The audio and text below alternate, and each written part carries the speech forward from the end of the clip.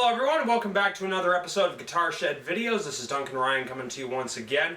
And today what we actually have is a subscriber request video from one of our friends on Facebook, Ryan Jeff, who responded to a post I had put up asking if there were any video ideas anyone wanted to see me do. And what he had asked for was advice on how to increase soloing speed. So Ryan, I hope you're watching this. Thanks so much for the idea, man. Rock on. So in looking at soloing speed, and part of the reason I'm doing this video so specifically is because it's something a lot of guitar players, I think, approach in sort of the wrong way. It's one of those very unusual cases where we simplify, but by doing so we complicate. In other words, we simplify the concept of guitar speed down to one single idea, that is, the idea of guitar speed, so to speak. Now, in reality, guitar speed is a number of different factors, and by simplifying it down just to one idea and approaching it in our practice as one idea, we actually complicate the process of getting faster on the guitar by not approaching all of the component elements of guitar speed individually, and then reincorporating them into our playing as that single act of playing guitar quickly. So what I want to talk about today is kind of breaking down guitar speed into three basic component elements, how to work on each one of them, and a few separate ideas that don't really deal so much with that, just to help you boost your overall soloing speed and guitar speed in general. So the three elements I'm talking about with regards to guitar speed are these: the speed and accuracy, of course, of your fretting hand, the speed and accuracy of your picking hand, and the speed with which your mind can keep up with the other two. In other words, as an exercise, you guys can actually try, you don't even have to do this on a guitar neck, just move your fingers randomly in midair. I guarantee you that if you try the exercise of moving your fingers as fast as you can in a random order in succession, and then try, as a similar exercise, doing the same thing, but with deliberate patterns in your mind, the second time you do it, it's going to be slower because your mind is having to deliberately move your fingers in those set patterns, which we have to do to play guitar, or at least to play guitar well. Randomness doesn't really work very well on a musical instrument. But if you try that exercise, you're going to find that you can move your fingers much faster if you don't care where they're going to go. But if you are moving them deliberately, you're going to move them slower. So that's what I mean by how fast your mind can keep up with the other two in terms of making sure that they move in the correct patterns and coordination. Now, here's the interesting thing about these three components to guitar speed. Whichever one is your weakest link is going to be the limiting factor. In other words, if I can move my fretting hand and picking hand very quickly, but I can't keep my mind up with them in moving them in the scale shapes or chord progressions or what have you that I want to move them in, that's going to be the limiting factor that's going to limit how fast I can play guitar and actually play what I'm trying to play on the guitar. If by contrast I have great mental control over what patterns my hands are moving in other words, I can move them very quickly in proper patterns, and my fretting hand moves very quickly in response to that, but I have weak technique in my picking hand, that's going to be my limiting factor. In other words, whatever factor of those three is your weakest link is going to be the deciding factor in how fast you can play the guitar. Now, the nice thing about this is that you can always work on any one of the three, but the best way to do it is to work on all three simultaneously. Because if you develop all three of these elements of guitar speed simultaneously in your practices, you're actually going to be not only developing them in roughly equal proportion. I mean, everyone's going to have strengths and weaknesses and such that you're going to have to work on a little bit harder or a little bit less than other components and such, But in general, you're going to be developing the three. If you set about developing all three simultaneously in your practices, they're going to develop roughly equally, so you're actually going to be working on all three elements of guitar speed at the same time. So how do we do this? This would actually require practice techniques that are specific to working on all three at the same time, rather than just developing one or the other or the third. So you actually have to plan out your practices in such a way that that is what you are achieving. And that's actually not as hard as it sounds. See, most people, when they are attempting to learn a lick or, a solo piece, we're approaching this, by the way, I should say, mostly from the standpoint of soloing, because that's what Ryan on Facebook had asked me to specifically address. But this goes for all technique. I mean, this goes for your rhythm playing. This goes for any melodic lines that may be thrown in over your rhythm playing, but not necessarily as a guitar solo, so to speak. So this does apply to guitar speed in general, but we're kind of approaching it from the standpoint more or less of soloing, because that's specifically what I was asked to address. Now, in your practices, one of the best ways I have ever found to work on all three components of your guitar speed simultaneously is actually, rather than either playing your lick, let's take a solo lick for example, either very, very fast to build speed or very, very slow to build technique and accuracy, to play the two in alternating sequence. So what I like to do in my practices, and this is just something that's worked very well for me. I know a lot of guitar players who have applied this same technique to very great effect, but I'm not guaranteeing that this is going to work for you, because everyone learns differently. Keep that in mind, that everything I'm saying here is just from my experience, so I'm not going to guarantee this will work exactly as well for you as it has for me. Maybe it'll work better, maybe it won't. But give it a try either way, and see if it helps you out, because I know a lot of people who have applied this concept and have had very good effects with it.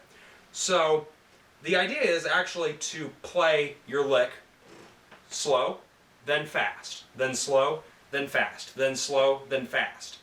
The reason this helps you: slow, you're developing the accuracy. You're developing, how accurately you're going to play.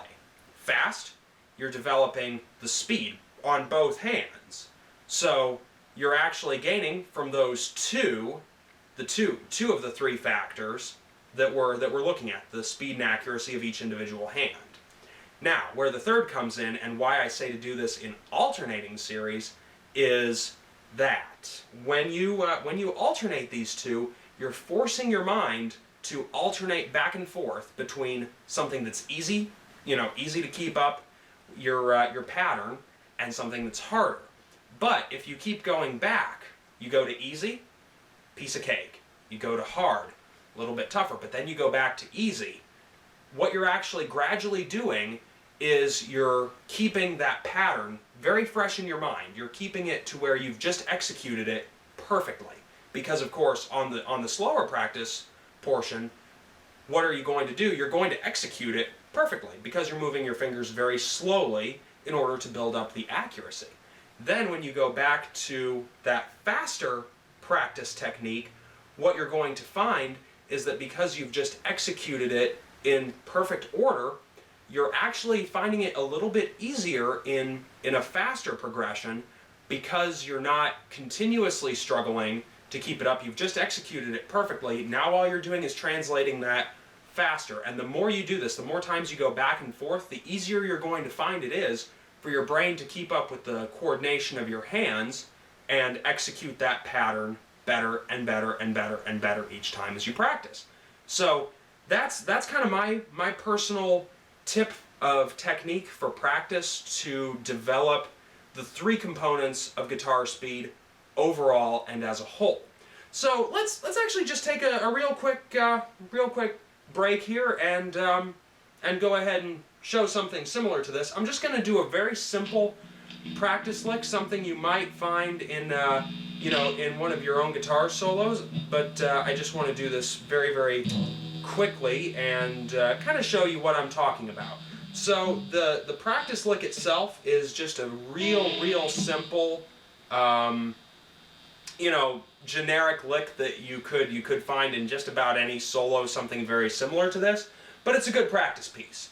So the way the lick goes is going to be this. You'll have 13th fret, sorry, I can't speak today, of your A, 12th of your D, you're going to go to 12th on the G, then you'll do 2 legato pieces on the 15th, and then the 14th, fall off back to the 12th, then you're going to repeat the same pattern, but instead this time you'll go first 2 notes the same, another pick, and then we'll do 2 picked notes instead and leave off the last note so that we actually get a different sound. So here's what it would sound like complete.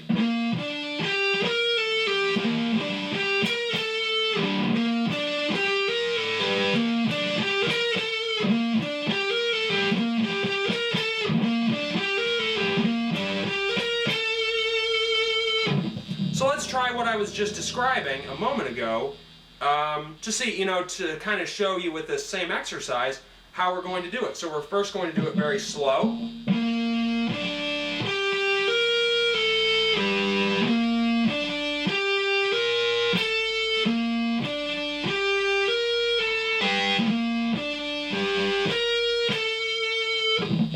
Now we'll do it fast.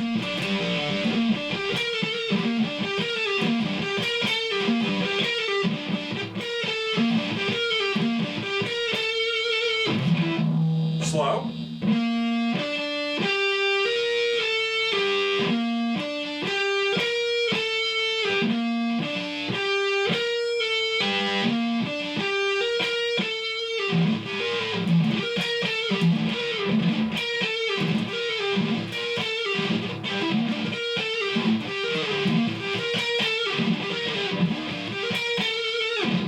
So slow, fast.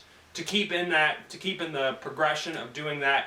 And again, I'm showing you just very simply here with a couple of times through, but if you were actually doing this, you'd want to sit down and do it 20, 30, 40, 50 times, as many times as you could do it until you had developed a very fluid routine of going from slow, fast, and as you go, you'll actually find that it becomes easier and easier each time to transition back over to that faster pattern. So the other thing I want to talk about today, now that we've addressed, a good way to practice the 3 main components of guitar speed and develop them all together, is the efficiency with which you play. And this is something I see with a lot of guitar players, that they're not practicing or playing efficiently. So what I mean by this, let me give you an example. Let's say I have to drive to a city that's 60 miles away. I have a car that can go 120 miles an hour, and in this wonderful hypothetical world of mine, there are no such thing as police, stop signs, stoplights, or stupid drivers on the interstate. But obvious mathematics says that it'll take me half an hour to drive that 60 miles to that next city. Now, let us say that someone else has a car that only goes 60 miles an hour. They drive the same route I do. Obviously, it's going to take them their full hour to get there. That means that I am going to be there twice as fast as they are. The speed is double. Now, let's add a little different component to this. Let's say I take a roundabout way that's not a straight line between the 2 cities that takes me 120 miles of distance. Now, I'm getting there, I'm getting to the same destination in twice the time that I would have before, and I'm using the same hour that that person in the 60-mile-an-hour car who is taking the most efficient straight line route is going to get there in. Now, let's consider what this means on a guitar. If you are playing inefficiently, in other words, if you are making movements with your fingers that you don't need to make, taking them too far from where they need to be, even on your picking hand, if you're picking too far off of your string when you're about to bring your pick back up, or move it back over to do another down sweep, what you're doing is every time you do that, every time you make an unnecessary movement or a movement that's too far from where you need to be, you are decreasing your efficiency. So a common example of this would actually be, let's say I want to play two notes exactly one octave apart. Obviously I have multiple choices of how to do that, but my go-to option would be to simply go 2 frets up, 2 strings over. Very, very simple, very efficient, because I could actually play the first note and have another finger positioned right over the fret and the string where I'm about to play, so that all I have to do is make a quick movement with my picking hand and I'm up at that next note. I can do that very quickly if I want to. Now instead, let's suggest that I do the same thing, but instead I move 12 frets up. I'm getting to the same note, I'm getting an octave higher, right? But can I do that as quickly as I can jump 2 frets up and 2 strings over? No. And I can't have, my hands are pretty big, but I can't have one of my fingers positioned 12 frets down ready to take the next note. Now that's a very common example, but let's then consider some of the other examples we could look at, because I think everyone who has soloed even at all would know, obviously, to go to the octave that's closest to them. But let's say I'm looking at my fretting technique. Now if I look at it, and this is something that's going to require a little bit of analysis on your part, because you're going to have to analyze your own technique to find where your faults are, if you have them. Maybe you've developed your technique in a very, very efficient manner. But for a lot of people, especially if they're not consciously thinking about it while they're doing their practicing, they find that they really haven't developed it in an efficient manner until they look at it analytically and decide to then increase their efficiency. And even if you've done pretty well, chances are there's still some places where you could, where you could improve on efficiency. One of the big things I see is when people are playing fast series of notes, rather than keep their fingers very, very close to the fretboard, they'll take them way, way away from it. That's a decrease in efficiency. That's actually a major decrease in efficiency. Because if I have to move my finger from over here up to my next note, wow, that's taken me a minute there.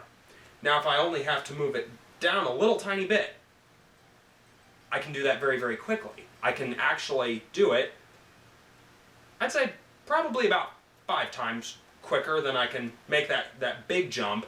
I can make that little tiny jump over to where I need to be if I'm hovering my finger right above the fret where it needs to be, and I know where it needs to be, obviously, as opposed to, if I'm way out here.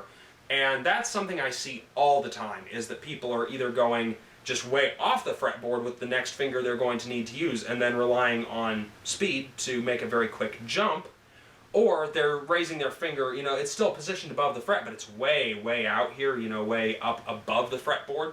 So the closer you can get, now obviously you still want to retain to the point where you're not touching the string, because you're going to screw up your technique by doing that.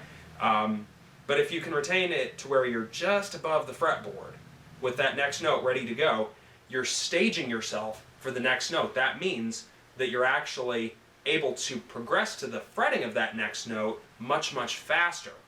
And by the same contrast, I see a lot of people with their picking technique that will overshoot where they need to be. For example, if I'm doing tremolo picking, I need to be right on the string. I need to be making very, very tiny movements very quickly, rather than making big sweeping motions out to either side, because then I have to move my hand much, much faster in order to get to the same point I would be at, with a slower motion if I were very close up on the string. By that same token, if I can make those movements close on the string with equal speed as to what I would have to do to play a slower piece, making those big sweeping actions on tremolo picking, well then I can actually increase the overall speed with which I'm playing. So it's really all down to making sure you're not making unnecessary movements. It's a very I should say, consciously based system, because you have to think about every little tiny movement you're making, and is it gaining you efficiency or is it losing you efficiency? Because if my finger that I'm going to use to fret my next note is just way out here and doing nothing in space, that's losing me efficiency. If, however, I have the next 3 or 4 notes planned out, and I'm staging my fingers at the closest points that they can be to hit those next notes, and even while I'm picking, I can reposition my fingers in order to make the next note after that, and the next note after that, and the next note after that, staged with another finger right above the fret where I need to be playing, and on the string I need to be playing, of course. I can then have a very high level of efficiency, and I'm gaining efficiency in my playing from the standpoint of my fretting technique. And the same thing applies, of course, to picking technique. The last thing I'm really going to address here, and this is, for people who may not be, very advanced or very far along in developing their speed techniques, so I do want to let you guys know I haven't, left you out, the ones who are just getting started with their soloing. A big thing is in developing your fretting technique, actually 2 big things. Develop your legato playing. I actually have a lesson here on YouTube with regards to legato technique, and I'll include a link to it down in the description of this video so you guys can go back to it and take a look at it for a little bit more in-depth description and lesson on it. But the thing about legato technique is that it allows you to get several notes in a very fluid tone, which is great for fast playing. I mean, especially if you're doing some arpeggio variations and that sort of thing. You can get a lot of very fluid, very fast sound out of, one pick. So if I can get 2 or 3 notes out of one pick, and it sounds good, if the fluid tone sounds good in the solo. Now, granted, if I'm going for a very aggressive solo, I don't really want to do that quite so much. But if I'm going for more of a smooth sound, that's a great way to achieve it. If I can get, say, 2 or 3 notes that sound good out of one single picking action, I'm there again, raising my efficiency. And another thing I'd like to sort of talk about is making sure that you're getting your little finger involved on the fretboard. You want to make sure that you're using all of your fingers that you possibly can, because if you're not, you're decreasing your efficiency. If I'm only using 3 of the 4 fingers I can use, I'm only getting 75% of my overall efficiency. It's amazing how much, when you plot it out mathematically, it's amazing just how much you are losing if you're not using all of your fingers. So that would be my, my tips for people who are just beginning to develop their speed techniques is, make sure that you're gaining every bit in efficiency of playing that you can, because that's going to make a huge difference, especially once you hit this sort of plateau of speed that I think pretty much everyone eventually hits and then has to work through. Your speed may increase very, very quickly for a little while, but then you'll kind of come to this point where you say, well, I'm having trouble now getting faster. I need to delve more deeply into my technique and look more at my efficiency in order to progress farther. So that would definitely be my tip, in order so that when you hit that point, you know where to look in order to go beyond it. So that's kind of my advice for increasing your soloing speed. Hope you guys enjoyed the video. Again, Ryan Jeff, thank you so much for the idea, man. I've really enjoyed, doing this video and looking at all of the different components of speed and everything with everybody. Really hope you like it. Thanks again, man.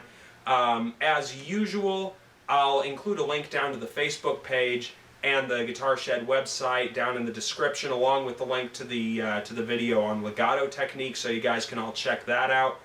If you haven't done so already, please feel free to connect with us on Facebook. That's probably the best way to get a video idea directly to me, so that I can start working on making it, because that just gets me a direct notification to my own personal Facebook account. Of course, the Guitar Shed is a page run off of my Facebook account. So it gives me a direct notification when you guys make a comment or anything like that, that there's a video you want to see. Probably the best way right now to contact me directly for video ideas. Alright, thanks guys. Enjoy your playing. Have a great day. Peace.